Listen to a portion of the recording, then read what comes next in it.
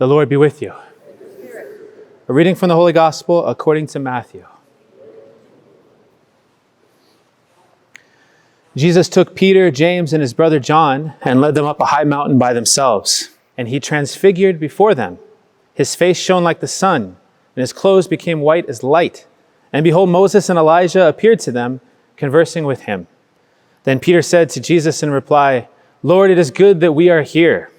If you wish, I will make 3 tents here, one for you, one for Moses, and one for Elijah." While he was still speaking, behold, a bright cloud cast a shadow over them. Then from the cloud came a voice that said, "This is my beloved Son, with whom I am well pleased. Listen to him." When the disciples heard this, they fell prostrate and were very much afraid. But Jesus came and touched them, saying, "Rise and do not be afraid." And when the disciples raised their eyes, they saw no one else but Jesus alone. As they were coming down from the mountain, Jesus charged them, "Do not tell the vision to anyone until the Son of Man has raised from the dead." The Gospel of the Lord.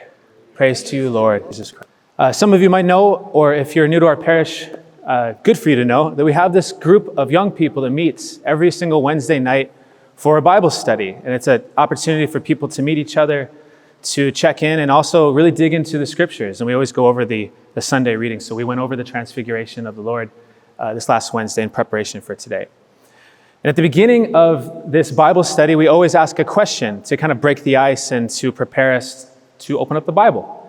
And the question this week was, have you ever had an impression of someone that turned out to be incorrect? Have you ever had an impression of someone that turned out to be incorrect?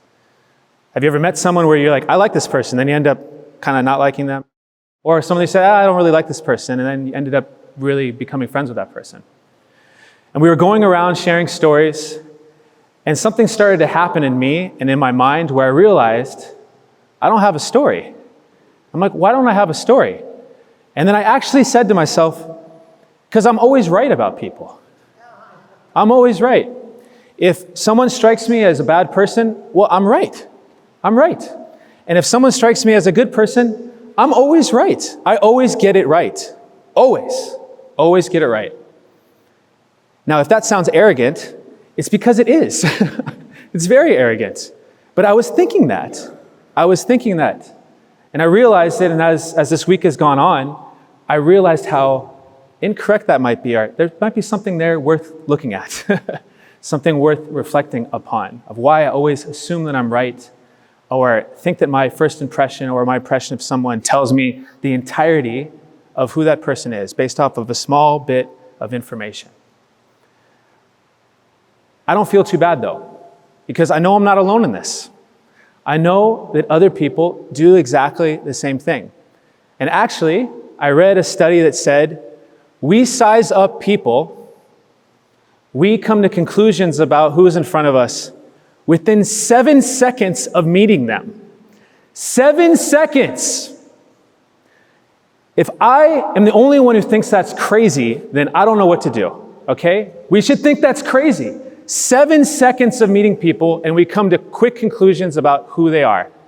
And I know I've met people that said, I met this person, they were just bad vibes. How'd you know? I don't know, I could just feel it. Oh, okay. I met this person and I immediately liked them. How'd you know? I don't know, you could just tell, they were good vibes. Okay, right? 7 seconds. How much can you get to know someone in 7 seconds? That's crazy. But I think we do this all the time, right? We have an impression and we just attach ourselves to it. And then we try to live there and we stay there. Interesting. Now the question that I want to ask, or a series of questions, and it's the reason that we gather in a place like this, because we want to ask questions, we want to introspect, we want to open up ourselves to other possibilities, is if we do that, and we come to quick conclusions about other people in 7 seconds, how are relationships possible? How is community possible? How is a relationship with God possible if we do this? And what does God want us to do? What is God inviting us to do? That's always the question that I ask myself, and that I think we're invited to ask when we come to church and we gather in a place like this for prayer.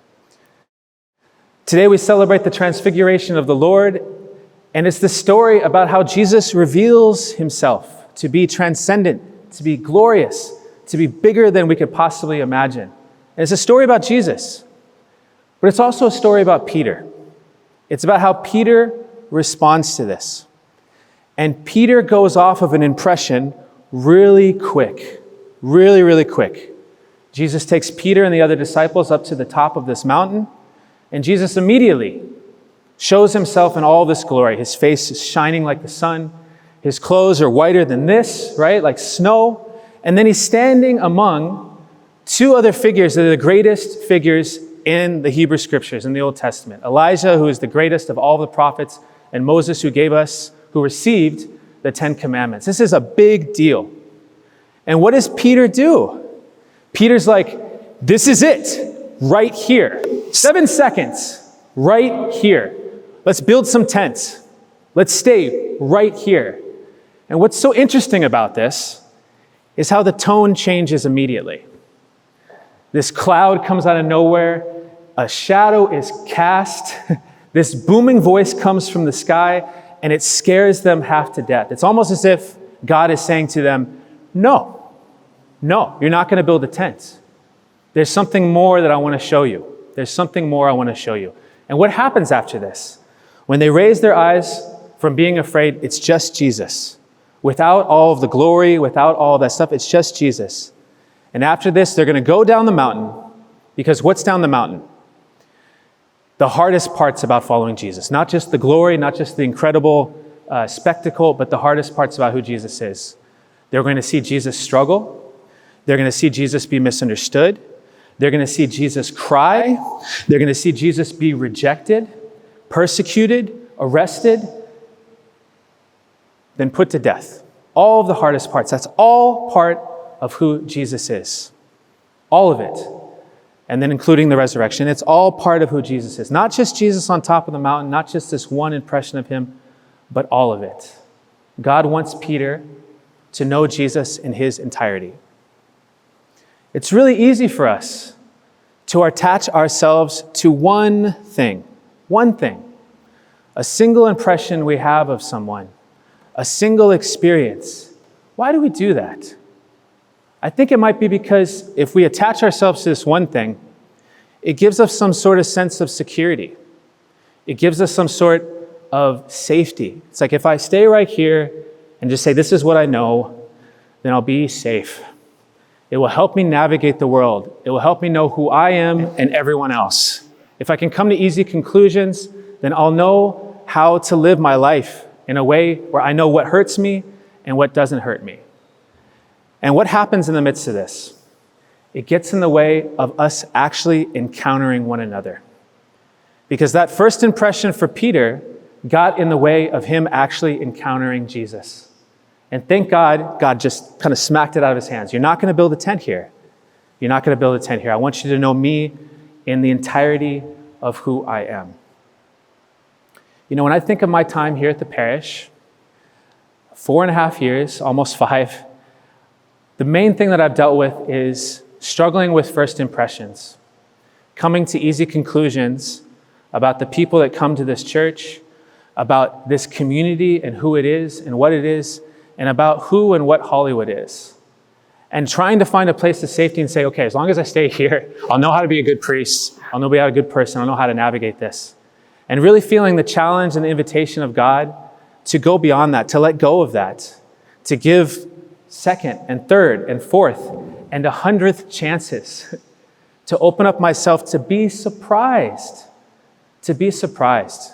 not just in the people that are here, but by God, by not coming to easy conclusions, by not going off of a single impression, but really opening up myself to what God wanted to show me and open up myself to what God wanted to show me through the people. Now, what does that mean for you? Maybe there's someone in your life, you haven't even thought of it yet, or you haven't even recognized it yet, that you've come to an easy conclusion about who they are based off of a single experience or a single impression, and you're just trapped in that. The invitation here is to open up yourself to a different possibility. That maybe God could speak to you through something different. Give that person another chance. Maybe it's even God. that you've concluded you know who God is based off of one experience or based off of just two experiences. And God says, you know what? Try this again. And the interesting thing and the lovely thing and the beautiful thing is God doesn't do that with us. God doesn't judge us based off of just one thing or one action or one impression.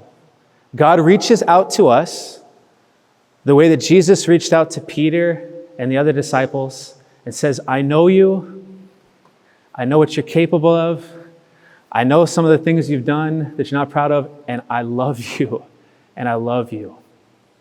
That's what we're invited into. Open up ourselves to something beyond first impressions and single experiences. So as I leave this place, as I say goodbye, I pray for all of you. I pray for this community that you may encounter one another, that you may know one another, that you may encounter God, who God is, and what God is, beyond single experiences or single impressions. And if you do that, if you open up yourself to that, you have no idea what will happen. Incredible, incredible things.